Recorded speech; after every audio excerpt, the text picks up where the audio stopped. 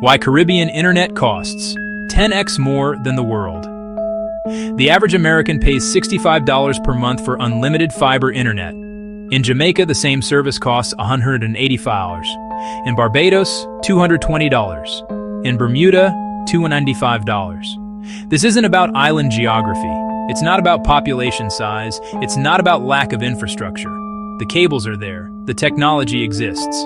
But 3 companies control them, and they've agreed on one thing: keep prices high.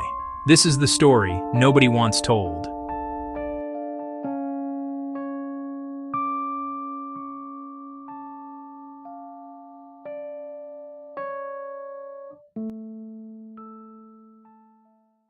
I document business stories that affect millions but get ignored by mainstream media.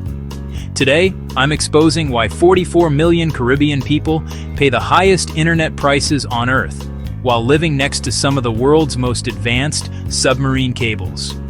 What you're about to learn explains why Caribbean businesses can't compete globally, why remote work hasn't transformed the islands, and why your Caribbean friends are always asking for your Netflix password.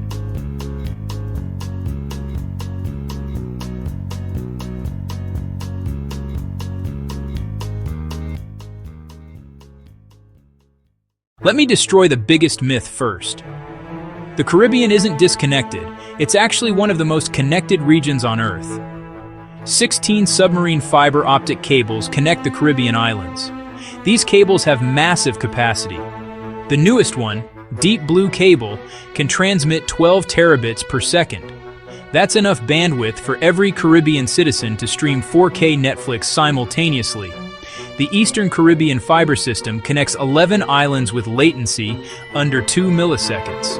That's faster than Manhattan to Brooklyn.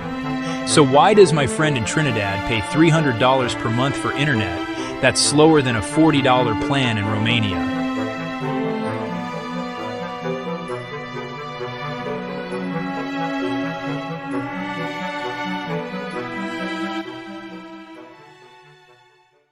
Three companies control Caribbean submarine cable access: Liberty Latin America, Digicel, and Cable and Wireless. Here's how the scam works.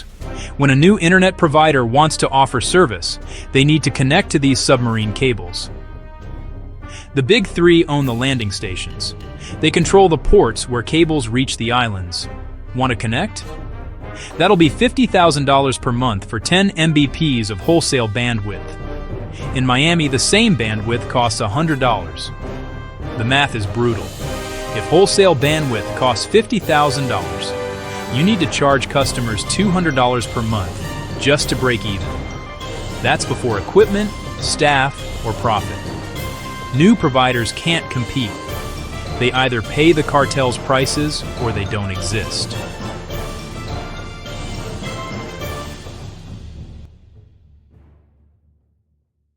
You'd think governments would stop this. They do the opposite. Jamaica charges $16 million for a submarine cable landing license. Barbados charges $8 million. These fees are 100 times higher than anywhere else globally. Why? Because governments get revenue from the big 3 through taxes, license fees, and sometimes direct ownership. Trinidad's government owns 51% of TSTT. Barbados government owns shares in Flow. The governments are partners in the cartel. High internet prices aren't just inconvenient, they're destroying Caribbean potential. A programmer in Jamaica pays 40% of their salary for internet that would cost 2% in India. They can't compete for remote jobs because video calls buffer constantly. Students can't access online education. 1 hour of YouTube tutorials costs more than a textbook. Small businesses can't sell globally. Running an online store requires internet that costs more than rent. During COVID, Caribbean children couldn't attend online school, not because they lacked devices, because their parents couldn't afford the data. Here's what should happen in a free market. Starlink satellites now cover the entire Caribbean. They offer unlimited internet for $120 per month. SpaceX doesn't need submarine cables or landing stations. But Starlink is illegal in most Caribbean countries. Barbados, banned. Jamaica, banned. Trinidad, banned. The official reason: regulatory concerns. The real reason: Starlink would destroy the cartel overnight. Some countries are cracking. Guyana just approved Starlink. Their internet prices dropped 30% in 3 months just from the announcement.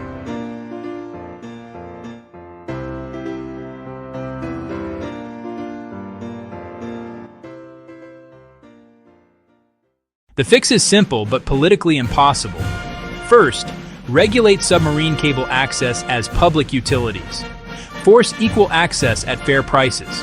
Second, reduce landing license fees to international standards. Third, legalize satellite internet immediately. This would drop Caribbean internet prices 70% within 1 year. But it would also cost governments and their telecom partners billions, so it won't happen. The Caribbean internet cartel extracts $2 billion annually from the region's poorest citizens. That's $45 per person per year in excess charges. In countries where minimum wage is $5 per day, this isn't incompetence, it's exploitation, and everyone knows it. The submarine cables have capacity. The technology exists. The only thing keeping Caribbean internet expensive is greed protected by law.